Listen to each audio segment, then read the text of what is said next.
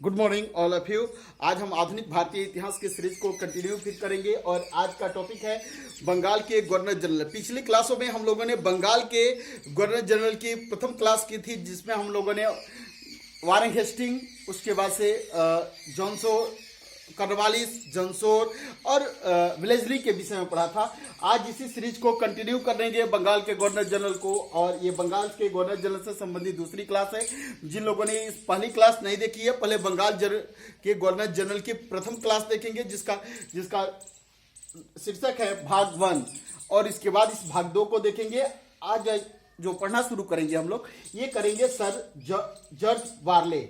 अब देखिए, George barley का टाइम पीरियड है 1805 से लेकर 1807 ईस्वी तक। जॉर्ज बार्ले से संबंधित दो ही तरह के प्रश्न पूछे जाते हैं। पहला प्रश्न यह होता है कि वह कौन सा गवर्नर है जिसने मराठों के साथ शांति नीति को अपनाया या शांति नीति का पालन किया मराठों के साथ, तो कौन है? George Barlow. और दूसरा प्रश्न पूछा जाता है जो 1806 ईस्वी में बेल्लोर में एक सिपाही विद्रोह हुआ। 1806 का सिपाही विद्रोह, बेल्लोर का सिपाही विद्रोह जॉर्ज बार्लो के ही टाइम पीरियड में हुआ है। तो जॉर्ज बार्लो से बस दो ही तरह के प्रश्न आपके एग्जामों में पूछे जाते हैं। अब आगे चलते हैं हम लॉर्ड मिंटो प्रथम है यह। इसके बाद से हम फिर एक मिंटो के विषय में पढ़ेंगे। ये लॉर्ड मिंटो हैं प्रथम। लॉर्ड मिंटो का टाइम पीरियड है 1807 से लेकर 1813 ईस्वी। क्लियर हुआ? आपने बार्लो का टाइम पीरियड देखा था 1805 से 7, और लॉर्ड मिंटो का टाइम पीरियड है 1807 से 1813। इसके टाइम में 1819 ईस्वी में एक संधि हुई, अमृतसर की संधि। कौन सी संधि? अमृतसर की संधि। ये काफी एग्जाम की दृष्टि से काफी महत्वपूर्ण संधि है। यह संधि सिख राजा रणजीत सिंह और लॉर्ड मिंटो के बीच हुई।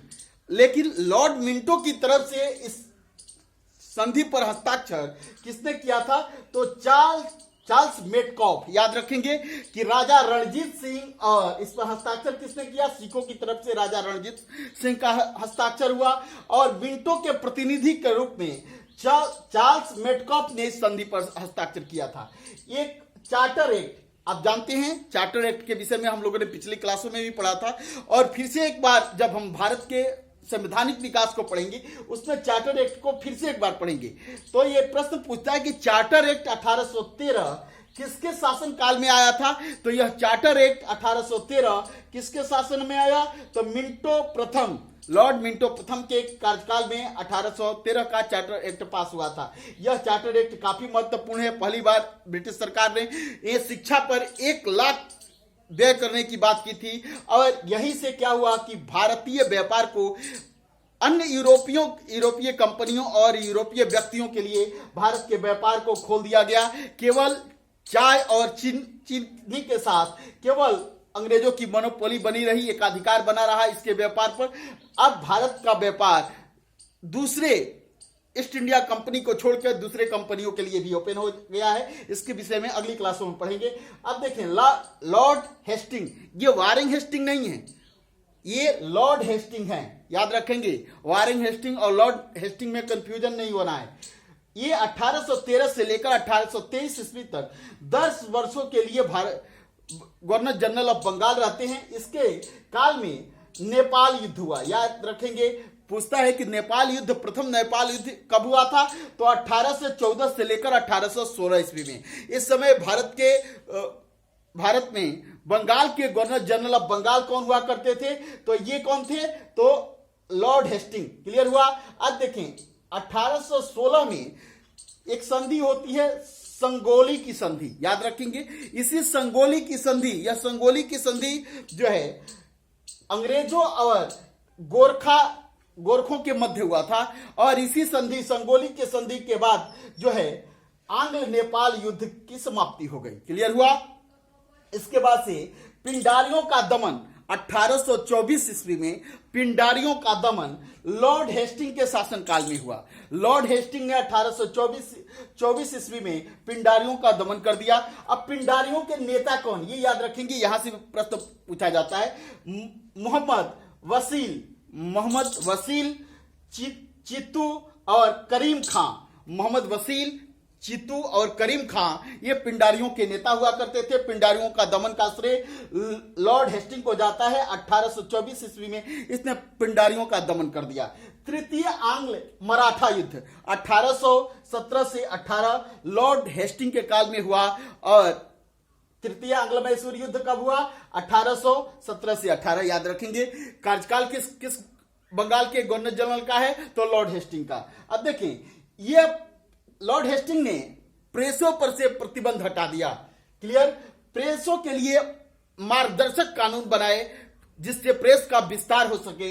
इसने प्रेसों का प्रतिबंध हटाया और उसके लिए मार्गदर्शक कानून बनाए। 1822 ईस्वी में टेनेंसी एक्ट, काश्तकारी अधिनियम, ये एग्जाम की दृष्टि से काफी महत्वपूर्ण है। 1822 में लॉर्ड हेस्टिंग ने टेनेंसी एक्ट, जिसे काश्तकारी अधिनियम कहते हैं, लाया। मराठा संघ का पूरी तरह से अंत कर दिया 1818 में लॉर्ड हेस्टिंग ने। मराठा संघ का अंत किसने किया? तो लॉर्ड हेस्टिंग ने 1818 ईस्वी में मराठा संघ का अंत कर दिया। अब देखेंगे कि लॉर्ड एडम्स, इनका कार्यकाल, ये कार्यवाहक जो है गवर्नर जनरल ऑफ बंगाल हैं। कुछ दिनों के लिए, कुछ मंथ के लिए ये रहते हैं। इसके समय में प्रेस पर पुनः प्रतिबंध लगा दिया गया। इसके लिए ही इसके काल को जानते हैं। आगे चलते हैं हम। लॉर्ड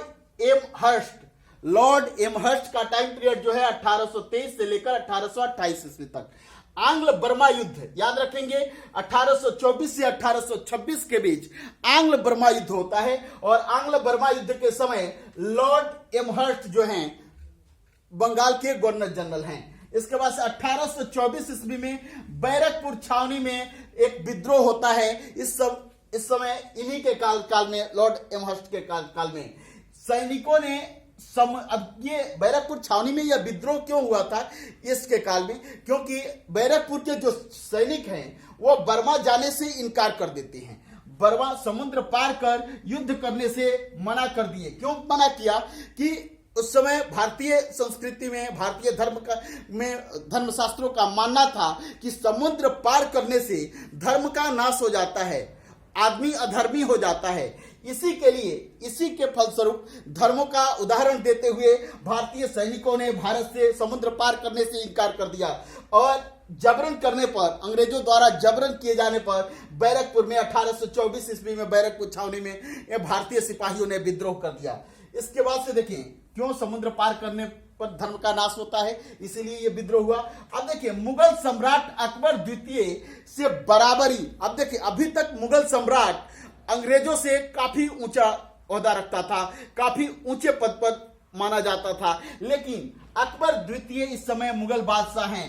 अंग्रेज अब इस स्थिति को प्राप्त कर लिए हैं कि मुगल बादशाह से बराबरी में बैठकर बात कर सकें। ये पहली घटना है अकबर द्वितीय के काल में। एमहर्स्ट ने किया है कि मुगल बादशाह के बराबरी में बैठकर मुगल बादशाह से बात किया है। लॉर्ड विलियम बेंटिक, ये अंतिम गवर्नर जनरल हैं। ये अंतिम गवर्नर जनरल ऑफ बंगाल हैं। याद रखेंगे, अंतिम गवर्नर जनरल ऑफ बंगाल 1828 से लेकर 1833 ईस्वी में यह गवर्नर जनरल ऑफ बंगाल रहते हैं। 1829 ईस्वी, ये काफी महत्वपूर्ण, सती प्रथा का अंत कर दिया इन्होंने।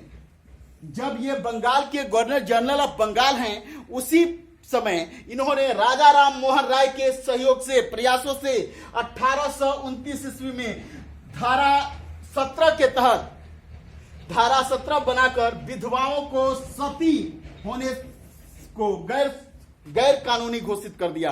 अब देखेंगे कि सती व्यवस्था का प्रमाण सबसे पहले आप लोग जानते हैं कि 510 ईस्वी में गुप्तों के काल में एरन अभिलेख से सती होने का साक्ष्य मिलता है, जिसमें भानुगुप्त, सेनापति भानुगुप्त की पत्नी, उनकी मृत्यु के बाद उनके साथ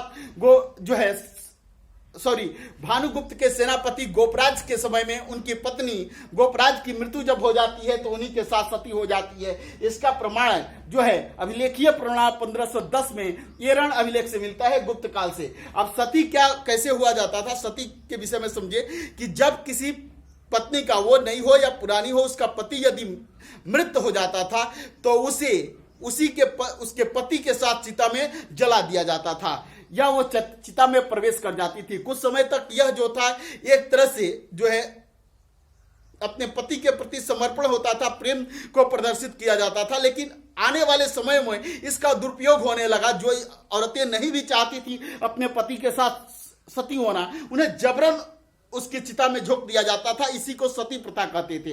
यह सती प्रथा भारत में एक काफी बड़ी कुप्रथा थी। इस कुप्रथा को खत्म करने के राजा राम मोहन राय ने बीड़ा उठा लिया था और लगातार राजा राम मोहन राय के प्रयासों से लॉर्ड विलियम बेटिक ने 1829 ईस्वी में धारा 17 के तहत विधवाओं को सती होने से मना कर दिया। और यदि कोई विधवा सती होती है अपने पति के साथ तो इसे गैर कानूनी माना जाएगा और उसे दंडित किया जाएगा, उस समाज को, उस परिवार को और वो सती होने वाली औरत को दंडित किया जाएगा। क्लियर हुआ? अब देखिए, कर्नल सीलमैन की सहायता से 1830 ईस्वी, ये भी डेट याद रखेंगे, कर्नल सीलमैन की सहायता से 1830 ईस्वी में ठगी प्रथा का अंत कर दिया कर्नवालिस ने कर्नल कैप्टन सीलमैन को नियुक्त किया कि ठगी व्यवस्था का अंत किया जाए। अब ये ठगी व्यवस्था क्या थी? 1830 में इसने कड़ा कदम उठाया ठगी व्यवस्था के प्रथा के खिलाफ और 1837 तक यह प्रथा पूर्ण रूप से प्रतिबंधित हो गई। अब देखें, ये ठग कौन थे? ये ठग देवी काली के पुजारी थे। इसमें हिंदू और मुस्लिम दोनों धर्म के लोग होते थे और इनका मानना था कि देवी की इच्छा है इस व्यक्ति की बलि लेने की, इसलिए यह व्यक्ति हमारे चंगुल में आया है और देवी को ये लोग बलि देते थे और काफी प्रसन्न होते थे। इस ठगी व्यवस्था का खात्मा किसने किया? लॉर्ड विलियम बेटिक ने। सामाजिक दृष्टि से लॉर्ड विलियम बेटिक का काल काफी सुधारात्मक काल था। सामाजिक क्षेत्र में काफी सुधार किया लॉर्ड विलियम बेटिक ने। ठगी प्रथा का अंत कर दिया 1830 ईस्वी में। बालिका शिशु की हत्या की एक परंपरा हुआ करती थी राजपूताना क्षेत्र में और भारत के कई अन्य क्षेत्रों में, जिसे एक कानून बनाकर लॉर्ड विलियम बेटिक ने बालिका शिशु की हत्या को प्रतिबंधित कर दिया। अब देखें, 1829 में सती प्रथा को बंद किया, 1830 ईस्वी में ठगी प्रथा को लॉर्ड विलियम बेटिक ने बंद किया और शिशु बालिका हत्या को प्रतिबंधित कर दिया लॉर्ड विलियम बेटिक ने। 1833 के चार्टर एक्ट के द्वारा यह भारत का गवर्नर जनरल कहलाने लगा। 1833 में चार्टर एक्ट आया और इस एक्ट के तहत लॉर्ड विलियम बेटिक का जो पद था वह उस पद का नाम बदल दिया गया। पहले इस पद का नाम क्या होता था? 1833 के चार्टर एक्ट के पहले तो गवर्नर जनरल ऑफ बंगाल। 1833 के चार्टर एक्ट ने इस पद का नाम बदलकर गवर्नर जनरल ऑफ भारत कर दिया। अगली क्लासों में हम गवर्नर जनरल ऑफ इंडिया के विषय में पढ़ेंगे। That's all. Thank you. धन्यवाद।